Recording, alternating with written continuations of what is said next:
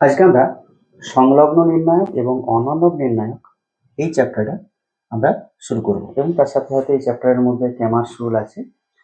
ক্যামার্স রুলের সাহায্যে কিভাবে আমরা সমীকরণের সমাধান বার করব সেটাও শিখব। তো দেখো, প্রথমে বলা আছে যে সংলগ্ন নির্ণায়ক ও অনন্য নির্ণায়ক, যেটাকে আমরা সংলগ্ন নির্ণায়কটাকে ইংলিশে বলি অ্যাডজয়েন্ট অর অ্যাডজুগেট ডিটারমিনেন্ট, আর অনন্য নির্ণায়কটাকে আমরা বলি রেসিপ্রোকাল ডিটারমিনেন্ট।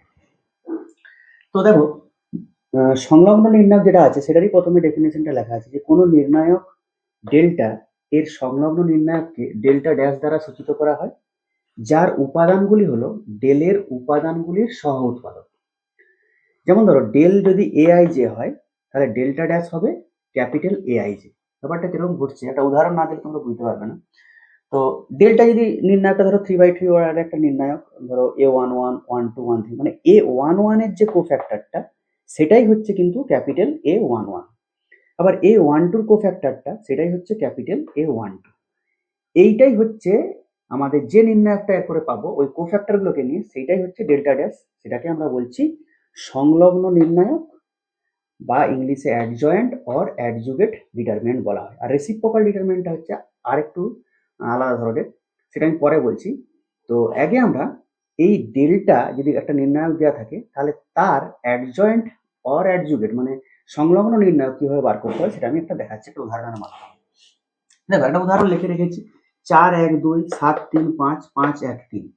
এই যে নির্ণায়কটার এলিমেন্ট গুলো দেওয়া আছে, তাহলে এই 4-এর যখন আমরা কোফ্যাক্টর বার করবো তখন কি করব? 4-এর পজিশন কত? আমরা আগেও এরকম কোফ্যাক্টর বার করেছি, তাহলে কত হবে? এই 4-কে বাদ দিয়ে এই সারিটা আর এই স্তম্ভটাকে বাদ দিয়ে কি পড়ে থাকবে? 3 5 1 3 মানে কত? 3 3 9 -5 মানে কত? 4 হয়ে যাবে।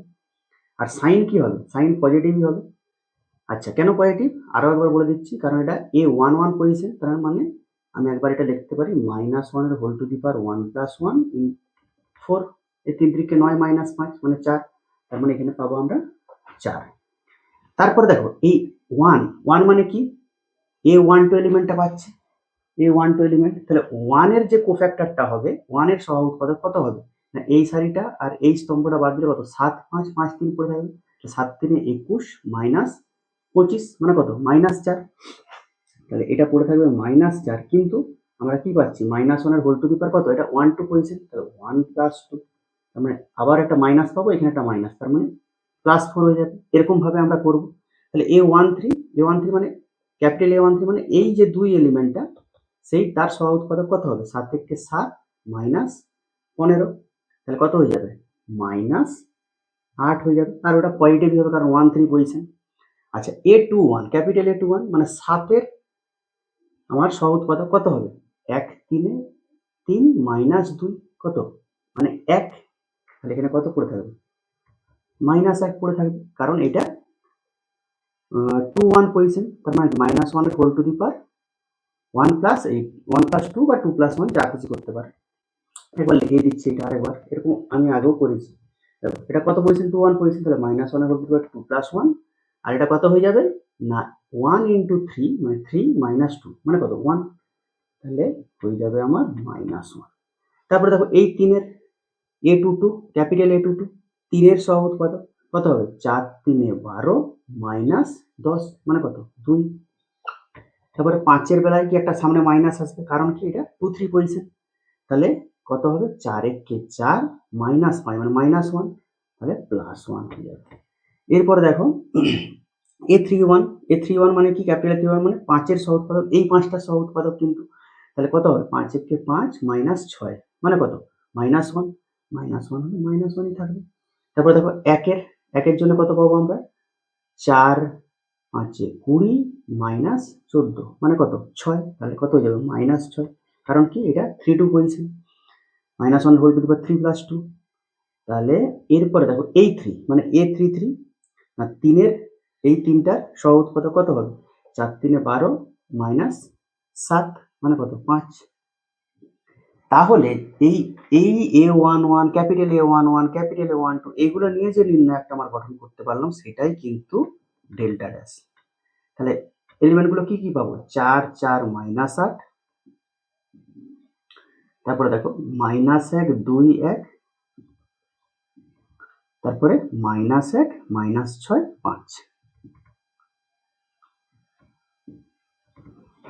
ঠিক আছে, তাহলে এইটাই আমরা পেয়ে গেলাম অ্যাডজয়েন্ট অর অ্যাডজুগেট ডিটারমিনেন্ট কার, এই ডেল্টাটার, সেটাকে আমরা ডেল্টা ড্যাশ দ্বারা ডিনোট করলাম। এরপরে দেখো এই যে ডেল্টা ড্যাশটা পেলাম, এই ডেল্টা ড্যাশটাকে দেখো যদি ডেল্টাটা নট ইকুয়াল টু 0 হয়, তাহলে যে ডেল্টা ড্যাশের যে এলিমেন্টগুলো পেয়েছি সেই এলিমেন্টগুলোকে যদি প্রত্যেকটা এলিমেন্টকে যদি ডেল্টা দিয়ে ভাগ করা হয়, যে নির্ণায়কটা পাওয়া যাবে সেটাকেই বলা হচ্ছে রেসিপ্রোকাল ডিটারমিনেন্ট বা অনন্য নির্ণায়ক। এবং এইটার মান যা বেরাবে 1/ডেল্টা, মানে এই নির্ণায়কটার মান 1 করলে যেটা বেরাবে সেটা এর সঙ্গে সমান হয়ে যাবে। এই যে নির্ণায়কটা পেলাম, এই নির্ণায়কটাকে প্রত্যেকটা এলিমেন্টকে যে ডেল্টার যে মানটা সেটা দিয়ে যদি ভাগ করি, তাহলে কি পাচ্ছি আমরা, এই রেসিপ্রোকাল ডিটারমিনেন্ট অনন্য নির্ণায়কটা পাবো। দেখি সেটা পাই কিনা। তাহলে সেটা কিভাবে বার করবো না, এই ডেল্টার মানটা তাহলে আমাকে বার করতে হবে। তাহলে বার করে নিই, 4 ইন্টু এটাকে লিখতে পারি 3 3 9 -5 -1 ইন্টু কত 7 3 21 -25 প্লাস কত 2 ইন্টু 7 1 7 -15, তাহলে হয়ে যাবে 9 -5 মানে 4 4 4 16, আচ্ছা 21 -25 মানে -4 মানে +4, 7 -15 মানে -8 মানে -16 মানে হয়ে যাবে আমার 4। তাহলে অনন্য নির্ণায়ক, তাহলে ডেল্টার এখানে আমি লিখছি ডেল্টার মানে এই ডেল্টাটার অনন্য নির্ণায়ক কি হয়ে যাবে, প্রত্যেকটা এলিমেন্টকে আমি এই 4 দিয়ে ভাগ করব। তাহলে কি হবে 4/4, এরকম ভাবে তোমরা লিখে রাখতে পারো একটা 4/4, তারপরে কত আর 4/4। আচ্ছা প্রথমে একবার সব এলিমেন্টগুলো লিখে দিই, 4 4 -8 -1 2 1 -1 2 1 -1 -6 5 -1 -6, এটা নিচে লিখতে হবে কারণ 4 দিয়ে ভাগ করবো, -1 -6 5। তো প্রত্যেকটাকে 4 দিয়ে ভাগ করবো আমরা, এটাই হয়ে যাবে আমাদের রেসিপ্রোকাল ডিটারমিনেন্ট বা অনন্য নির্ণায়ক। ঠিক আছে, তাহলে এরপর দেখো কি বলেছি, এইটার মান, এই যে নির্ণায়কটার মান যা বেরাবে 1/ডেল্টা সমান হবে। তাহলে 1/ডেল্টা মানে কত 1/4। দেখবে এই নির্ণায়কটাকে যদি ভাঙো যত বেরাবে সেটা কিন্তু ওই 1/4 সঙ্গে সমান হবে। দেখো একটা ভেঙেই দেখাচ্ছি আমি, এই নির্ণায়কটাকে ভেঙে দেখো। এই নির্ণায়কটাকে ভাঙতে গেলে আমরা যেরকম করে আগে শিখেছি, এইটার থেকে 1/4, এটার থেকে 1/4, এটার থেকে 1/4 কমন নিন, তাহলে কত পাবো 1/64, 4 4 16 4 64, যে নির্ণায়কটা কি থাকবে ওই নির্ণায়কটাই পড়ে থাকবে, 4 4 -8 -1 2 1 আর -1 -6 5। এবার এটাকে ভেঙে দিলেই হবে কারণ এটাই পড়ে থাকছে। তাহলে এরপর দেখো 1/64 যদি আমরা ভাঙি, 4 ইন্টু কত হবে 5 দুগুণে 10 plus 6 -4 into -5 -5 plus 1 -8 into 6 plus 2। তাহলে এখান থেকে আমরা কত পাবো 1/64 ইন্টু 10 প্লাস 6 মানে 16 4 16 64 -5 প্লাস 1 মানে -4 মানে 16, 6 প্লাস 2 মানে কত 8 মানে -64 মানে 16/64 মানে কত 1/4। দেখো এই নির্ণায়কটা পেয়েছিলাম আমি 4 ডেল্টা, আর ডেল্টা ড্যাশের মানটা কত পেয়েছি, ডেল্টা ড্যাশকে যদি আমরা কি বলে এই ডেল্টা দিয়ে ভাগ করে দিই তাকে কত পাচ্ছি, এর মানটা 1/4। তাহলে এর মানটা পাচ্ছি আমরা 1/4। সেটাই কি বলেছিলাম যে ডেল্টার মানের 1/ডেল্টা সমান হবে, তাহলে 1/ডেল্টা সমান হলো 1/ডেল্টা মানে কত 1/4 সমান হচ্ছে এটা আর এটা। এরপর দেখো জেকবির উপপাদ্য কি বলছে, বলছে যদি ডেল্টাটা নট ইকুয়াল টু 0 হয়, মানে নির্ণায়কের মানটা যদি 0 না হয়, তাহলে নির্ণায়কটা যদি একটা n ক্রমের নির্ণায়ক হয়, আর ডেল্টা ড্যাশটা যদি ডেল্টার সংলগ্ন নির্ণায়ক হয়, তবে delta dash equal to delta two the power n-1। তাহলে যদি একটা 3/3 অর্ডারের নির্ণায়ক হয়, সেক্ষেত্রে কি হবে, ডেল্টা ড্যাশ ইকুয়াল টু কত হবে ডেল্টা টু দি পাওয়ার 3-1, মানে ডেল্টা ড্যাশ ইকুয়াল টু হয়ে যাবে ডেল্টা স্কোয়ার। দেখো এটা আমরা একটা আগের উদাহরণটা যেটা নিয়েছিলাম, যে একটা ডেল্টা যদি 4 হয়, এই নির্ণায়কটার মানটা আমরা বের করেছিলাম, দেখবে যে 4 হচ্ছে, আর ডেল্টা ড্যাশের মান কত হচ্ছিল 16। তাহলে এখান থেকে আমরা সূত্রটা আসতে পারলাম, delta dash equal to delta square. Delta dash যদি 16 হয়, ডেল্টা স্কোয়ার ইকুয়াল টু কত হবে? 4 স্কোয়ার 16। দেখো এই জন্যই আমি আর এটা করিনি, এই উদাহরণটা কিন্তু আগের আমি দেখিয়ে দিয়েছি প্রথমেই। আর এই সূত্রটাকে আরেকবার দেখো, একটু স্টার দিয়ে লিখেছি, এটা তোমরা লিখে নিতে পারো। একটি প্রদত্ত নির্ণায়ক ডেল্টার অ্যাডজুগেট নির্ণায়ক ডেল্টা ড্যাশ এবং অনন্য নির্ণায়ক ডেল্টা 1 হলে delta dash equal to delta square. মানে এটা যদি 4/4 হতো তাহলে এটা ডেল্টা কিউ হয়ে যেত, মানে 4 - 1। 5 অর্ডারের হলে 5 - 1 হতো ডেল্টা ড্যাশ ইকুয়াল টু। সেটা পরের ব্যাপার। তাহলে আপাতত 3/3 এর ক্ষেত্রে দেওয়া হয়। আর অনন্য নির্ণায়কটা কি হবে না, ডেল্টা 1 যদি হয় তাহলে delta 1 into delta equal to 1 হয়ে যাবে, কারণ সেখান থেকেই তো আমরা পাচ্ছিলাম যে ডেল্টা 1 এর মানটা 1/ডেল্টার সমান, সেখান থেকে বলতে পারছিলাম। তাহলে এইটা একটু, এই জ্যাকোবির উপপাদ্যটা কিন্তু একটু মনে রাখবে, delta dash equal to delta square, খুবই ইম্পর্টেন্ট কিন্তু 3/3 নির্ণায়কের ক্ষেত্রে। এরপরে দেখো আমরা ত্রিভুজের ক্ষেত্রফল এই নির্ণায়কের মাধ্যমে বের করে নেব। যদি ত্রিভুজের 3টা শীর্ষ যদি আমরা জানতে পেরে যাই, তাহলে সেই নির্ণায়কের সূত্রটা হচ্ছে, মানে ক্ষেত্রফলের সূত্রটা নির্ণায়কের মাধ্যমে half into x1 y1 1 x2 y2 1 x3 y3 1, মানে নির্ণায়কের মধ্যে এটা থাকবে। x1 y1 মানে শীর্ষগুলো, যদি 1 2 4 5 7 8 হয়, তাহলে 1 2 1 4 5 1 7 8 1, এভাবে বসিয়ে নির্ণায়কের মানটা আমরা বার করে নেব। এটাও কিন্তু একটা খুবই ইম্পর্টেন্ট সূত্র, এটা মনে রাখতে হবে, half into x1 y1 1 x2 y2 1 x3 y3 1।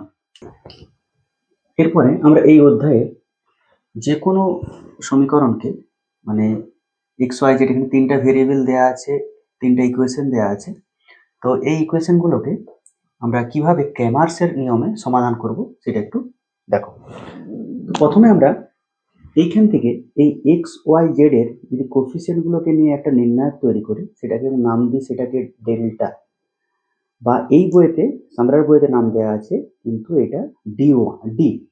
তাহলে ডেল্টা অর ডি, যে কোনো একটা তুমি বলতে পারো। ডেল্টা, আচ্ছা এইভাবে লেখার থেকে আমি লিখে দিচ্ছি, delta or D equal to, সেটাকে এইভাবে আমরা ডিনোট করছি। এক্স এর কোফিসিয়েন্ট কত? a1 b1 c1 a2 b2 c2 a3 b3 c3। আর আমরা যদি ডেল এক্স বা d1, যেটাকে ডেল এক্স অর d1 বলছি, সেটাকে এইভাবে লিখছি। এই যে k1 k2 k3 আছে, যে কনস্ট্যান্ট টার্মগুলো আছে এখানে, সেইগুলোকে এই প্রথম স্তম্ভে যে এলিমেন্টগুলো আছে সেটাকে বাদ দিয়ে যদি এই k1 k2 k3 লিখি, সেইটা হয়ে যাবে ডেল এক্স অথবা d1 এর মান। এবারে এগুলোর থেকে কিভাবে আমরা এক্স ওয়াই জেড এর মান পাবো সেটা পরে বলছি, কিন্তু এইভাবে আমাকে প্রতিস্থাপনটা করতে হবে, যে এখানে যে কনস্ট্যান্টগুলো আছে k1 k2 k3, সেগুলোকে আমি এই a1 a2 a3 জায়গায় রিপ্লেস করে লিখবো। তাহলে এখানে লিখে দেবো k1 k2 k3, এইগুলো যা ছিল তাই থাকবে। আবার ডেল ওয়াই এর বেলায়, আচ্ছা ডেল ওয়াইটা এখানে লিখছি, ডেল ওয়াই সেটাকে আমরা ডিনোট করছি d2 দ্বারা। ডেল ওয়াই বলতে পারি অর d2 বলতে পারি। আচ্ছা, তখন কি করব, এই এ প্রথম স্তম্ভ আর তৃতীয় স্তম্ভ একই থাকবে, a1 a2 a3 c1 c2 c3, শুধুমাত্র এই b1 b2 b3টা চেঞ্জ হয়ে কি হয়ে যাবে, ওর জায়গায় k1 k2 k3 হয়ে যাবে। আর ডেল জেড এর ক্ষেত্রেও সেম, যেটাকে আমরা d3 দ্বারাও ডিনোট করতে পারি। তাহলে সেক্ষেত্রে কি হবে, প্রথম দুটো স্তম্ভ একই থাকবে, a1 a2 a3 b1 b2 b3, আর এই c1 c2 c3 জায়গায় কি হয়ে যাবে, k1 k2 k3। এবার এগুলো আমরা নির্ণায়ক আগেই ভাঙতে জানি, কিভাবে অপারেশন করে করে তুমি ভাঙতে পারো, আর না হলে যে কোনো সারির সাপেক্ষে বা যে কোনো স্তম্ভের সাপেক্ষেও আমরা ভেঙে নিতে পারি।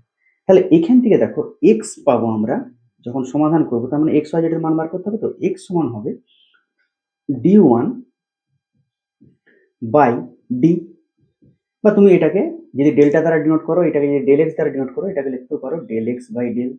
বিভিন্ন কোশ্চেনে কিন্তু d1ও দেওয়া থাকতে পারে, ডেল্টা এক্স দেওয়া থাকতে পারে, এই সংক্রান্ত এইভাবে নোটেশনগুলোকে দেওয়া থাকতে পারে। তাহলে তোমাকে দু ধরনের শিখে রাখাই ভালো। ওয়াই ইকুয়াল টু কি হয়ে যাবে, তাহলে d2 বাই ডিও বলতে পারো, বা তুমি বলতে পারো ডেল ওয়াই বাই ডেলও বলতে পারো, ডেল ওয়াই বাই ডেল। আর জেড সমান কত হয়ে যাবে না, del d3, sorry d3 by D বলতে পারো। আবার এটাকে তুমি লিখতেও পারো ডেল জেড সাফিক্সে বাই ডেল, এটাও বলতে পারো। এবারে এই মানগুলোর উপরে আমার কিন্তু অনেক কিছু নির্ভর করবে যে কিরকম ধরনের সমাধান আসবে, সেটাই আমি কিন্তু এখানে দেখো লিখে রেখেছি। এটা কিন্তু তোমরা নোট করে নিবে, এটাও নোট করে নিবে যে মানে সমীকরণগুলির একক সমাধান থাকবে, ইউনিক সলিউশন থাকবে যদি ডিটা নট ইকুয়াল টু 0 হয়। সেই ক্ষেত্রে সমীকরণগুলির সঙ্গত বলা হবে, কনসিস্টেন্ট বলা হবে, সঙ্গত আকারের সমীকরণ বলা হবে কনসিস্টেন্ট। যদি ডিটা আর ডেল্টাটা এটা যদি মান নট ইকুয়াল টু 0 বেড়ায়, তবেই কিন্তু আমরা সেটাকে যে সমাধানটা পাবো সেই সমাধানগুলো সবই সঙ্গত হবে এবং সেটা সমীকরণগুলোকে আমরা বলবো সঙ্গত আকারের সমীকরণ। আচ্ছা, যদি সবগুলো 0 হয়, মানে এইটা এইটা এই নির্ণায়কটা এই নির্ণায়কটা সবগুলো যদি 0 হয়ে যায়, অর্থাৎ 0/0 মানে 0/0 এরকম ফর্ম যদি চলে আসে, তাহলে সেই সমীকরণগুলোকে আমরা বলবো, মানে সেই সমীকরণগুলোর অসংখ্য সমাধান থাকবে, এটা আমরা বলতে পারি। সেটাই লেখা আছে d = d1 = d2 = d3 যদি 0 হয়ে যায়, তাহলে আমরা বলবো যে সমীকরণগুলির অসংখ্য সমাধান থাকবে। বা এখানে তুমি বলতে পারো del = del x = del y = del z, সবগুলো যদি 0 হয়। আর আরেকটা জিনিস, যদি কোনো ক্ষেত্রে আমরা দেখি ডিটা 0 বেরিয়েছে বা ডেল্টাটা 0 বেরিয়েছে, কিন্তু এই d1 d2 বা d3 এই কোনোগুলোর যে কোনো একটা যদি অশূন্য হয়ে যায়, মানে নট ইকুয়াল টু 0 হয়ে যায় উপরটা, তাহলে কিন্তু সেই সমীকরণগুলোর ক্ষেত্রে আমরা কোনো সমাধান পাবো না। যদি কোনো একটা, মানে ধরো d0 বেরিয়েছে, তাহলে d1 d2 আর d3 এই যে নির্ণায়কগুলো পরে আমরা বার করি, সেগুলোর কোনো একটা যদি 0 না হয়, তাহলে কিন্তু বলবো যে সেই সমীকরণগুলোর কোনো সমাধান থাকবে না। তাহলে এটা যখন আমরা অঙ্ক করবো, আরো অঙ্ক করলে আরো বুঝতে পারবো, আর গোটাগত উদাহরণ দ্বারা আমি দেখাচ্ছি কিভাবে হচ্ছে। এরপরে আমরা দুটো ভেরিয়েবলের দুটো করে সমীকরণ নিয়ে তাদের সমাধান করব ক্র্যামার রুলের মাধ্যমে। তাহলে দেখবো যে এখানে কোথায় অসংখ্য সমাধান থাকবে, কোথায় ইউনিক সলিউশন থাকবে মানে একক সমাধান থাকবে, বা কোথায় কোনো সমাধান থাকবে না, সেগুলো আমরা দেখবো। তো এই উদাহরণটা যেমন নিয়েছি, তাহলে এক্ষেত্রে ডেল্টাটা কত হবে, ডেল্টা যেটাকে আমরা ডি দ্বারা ডিনোট করছি, কত হবে ডেল্টা, অথবা ডিও লিখতে পারো, কত হবে কোফিসিয়েন্ট গুলো 1 1 2 1, এর মান কত বেরাবে 1 - 2 মানে কত -1। আচ্ছা, ডেল্টা এক্সটা কত বেরাবে, যেটাকে আমরা d1 দ্বারাও বলতে পারি। তোমরা যে কোনো একটা লিখতে পারো, ডেল্টা বা ডি দিয়েও করতে পারো, ডেল দিয়েও করতে পারো, ডি দিয়েও করতে পারো। তাহলে ডেল্টা এক্স আর d1 এটা কত হবে, 1 2 এর জায়গায় কত বসে যাবে 4 6, তাহলে 4 6 1 1 মানে কত 4 - 6 মানে কত -2। আচ্ছা, ডেল্টা ওয়াই যেটাকে আমরা d2 দ্বারা ডিনোট করছি, সেটা কত হয়ে যাবে না 1 2 1 1 এর জায়গায় কত হয়ে যাবে 4 6, তাহলে কত হয়ে যাবে 6 - 8 মানে কত -2। তাহলে আমরা কি জানি x সমান কত, ডেল্টা এক্স বাই ডেল্টা, তোমরা d1 বাই ডিও লিখতে পারো, কোনো অসুবিধা নেই। তাহলে এখান থেকে কত পাবো -2 বাই -1 মানে কত 2। আর ওয়াইটা কত বেরিয়ে যাবে, ডেল্টা ওয়াই বাই ডেল্টা কত বেরোবে -2 বাই -2। দেখো, তাহলে এটার ক্ষেত্রে আমরা কি পেলাম, ইউনিক সলিউশন পেলাম, একক সমাধান, এবং ইউনিক সলিউশন একক সমাধান পেলাম। আর কি পাচ্ছি, কনসিস্টেন্ট বলতে পারি, সঙ্গত, কনসিস্টেন্ট, এই দুটো সমীকরণ সঙ্গত, সঙ্গত সঙ্গত। আচ্ছা, এরপরে দেখো এই দুটো সমীকরণের ক্ষেত্রে আমরা ডেল্টাটা কত পাবো, ডেল্টা ওর ডি যাই বলো, কত পাবো না 1 1 2 2, তাহলে কত হবে 2 - 2 মানে কত 0। আচ্ছা, ডেল্টা এক্স যেটাকে আমরা d1 দ্বারা ডিনোট করে থাকি, যেটাকে আমরা d1 দ্বারাও ডিনোট করে থাকি, কত পাবো 1 2 এর জায়গায় কত 3 6 বসবে, তাহলে 3 6 1 2, তাহলে 3 2 6 -6 কত 0। আবার ডেল্টা ওয়াই যেটাকে আমরা d2 দ্বারা ডিনোট করে থাকি, সেটা কত হবে 1 2, 1 2 এর জায়গায় কত বসবে 3 6, তাহলে 6 কে 6 -6 কত আছে 0। এখান থেকে দেখো যে delta delta x delta y সবই 0 বেরিয়েছে, তাহলে কি হবে, এটা অসংখ্য সমাধান থাকবে, অসংখ্য সমাধান, অসংখ্য সমাধান হবে। আর কি হবে না, এটাকেও আমরা কিন্তু কনসিস্টেন্ট বা সঙ্গত বলতে পারি। এরপরে দেখো এই ইকুয়েশনটার ক্ষেত্রে ডেল্টাটা কত হবে 1 1 1 1 মানে কত 0। আচ্ছা, ডেল্টা এক্সটা কত হবে 3 6 1 1, তাহলে কত 3 - 6 মানে কত -3। আর ডেল্টা ওয়াই যেটাকে আমরা d2 দ্বারা ডিনোট করে থাকি, কত হবে 1 1 3 6, 6 মাইনাস 3, তাহলে যে কোনো একটা, দেখো ডেল্টাটা 0 বেরিয়ে গেছে, যে কোনো একটা যদি নট ইকুয়াল টু 0 বেরোয় তাহলে কি কোনো সমাধান থাকবে না। তাহলে এই ডেল্টা এক্সটা দেখছি নট ইকুয়াল টু 0 বেরিয়ে গেছে, তাহলে কোনো সমাধান থাকবে না। তাহলে কোনো সমাধান থাকবে না, কোনো সমাধান থাকবে না এটাও বলি। আরেকটা কি বলতে পারি, ইনকনসিস্টেন্ট, অসঙ্গত, ইনকনসিস্টেন্ট, অসঙ্গত। ঠিক আছে, তাহলে আমরা এই উদাহরণগুলোর মাধ্যমে দেখলাম যে কোনটার একক সমাধান থাকবে, কোনটার অসংখ্য সমাধান থাকবে, কোনটার কোনো সমাধান থাকবে না, সেগুলো আমরা দেখলাম। এই অধ্যায় সংক্রান্ত আরেকটা আমরা নোট লিখে রেখেছি, দেখো বলছে কোনো সরল সহসমীকরণে ধ্রুবক পদের মান যদি শূন্য হয় তাকে সমমাত্রিক সরল সমীকরণ বলা হবে। অর্থাৎ কি, যেটা যে সমীকরণটা আমরা আগে লিখছিলাম না, k1 k2 k3, এখানে সেগুলো ধ্রুবক পদগুলো থাকবে না, অর্থাৎ 0 হয়ে যাবে, 0 0 0। তো সেক্ষেত্রে ডেল্টাটা তো একই থাকবে, কিন্তু ডেল এক্স মানে d1ও বলতে পারো আর এটাকে ডিও বলতে পারো, সেইগুলো কিন্তু এই 0 0 0 চলে আসার জন্য দেখো এই প্রথম স্তম্ভে কত 0 0 0 চলে আসবে, তার ফলে কি হবে, পুরো নির্ণায়কের মানটা 0 হয়ে যাবে।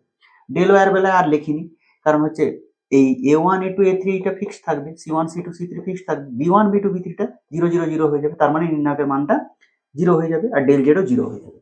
এখন যদি ডেল্টাটা যদি নট ইকুয়াল টু 0 বেরায়, তাহলে দেখো এক্স ওয়াই জেড কি হয়ে যাবে, সবগুলোর ডেল এক্স বাই ডেল্টা, তো del y by delta, del z by delta, তাহলে সেক্ষেত্রে আমরা কি পাবো না, এক্স ওয়াই জেড সবগুলোর মান কিন্তু শূন্য পাবো। সেক্ষেত্রে সমাধানগুলিকে বলা হবে ট্রিভিয়াল সমাধান, এটা কিন্তু শর্ট প্রশ্নতে পড়ে। আর যদি ডেল্টাটাও 0 হয় আর delta x delta Y delta Z এটা তো 0 হবেই, কারণ এই কনস্ট্যান্ট টার্ম আমার 0 আছে।